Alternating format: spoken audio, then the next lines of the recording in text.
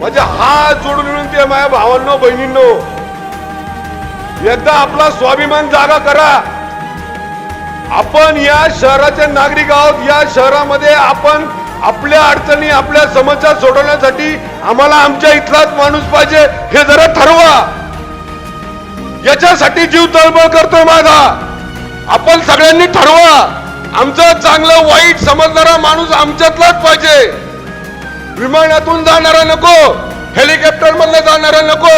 रोज सकाळी आमच्या बरोबर दशक्रिया विधीला आमच्या बरोबर दिव दिसला पाहिजे. रोज आमच्या बरोबर आमच्या घरात दुःखद घटना झाली तर आमच्या बरोबर दिसलं पाहिजे. आमच्या घरी पाणी नाही आलं, आमच्या इथं सार्वजनिक अडचणी आल्या तर आमच्या बरोबर उभा राहणारा माणूस पाहिजे. अरे हे आपण कधी ओळखणार? बारामतीला जाऊन सांगणार का माझ्या घरी पाणी नाहीत? बारामतीला जाऊन सांगणार का माझ्या घरातला पेशंट आजारी आहे, वायसमला मला मदत पाहिजे, लोकमान्यला मला मदत पाहिजे, तिकडे जाऊन सांगणार का? अरे पिंपरी चिंचवड मध्ये लोकप्रतिनिधी आहेत, तेवढे सक्षम लोकप्रतिनिधी आहेत, तेवढे विचार करणारे प्रतिनिधी आहेत, तेवढं समर्पित काम करणारी लोकप्रतिनिधी आहेत. अरे त्यांच्या बाबतीत विचार करा. स्वाभिमानी पिंपरी चिंचवडकरांनो,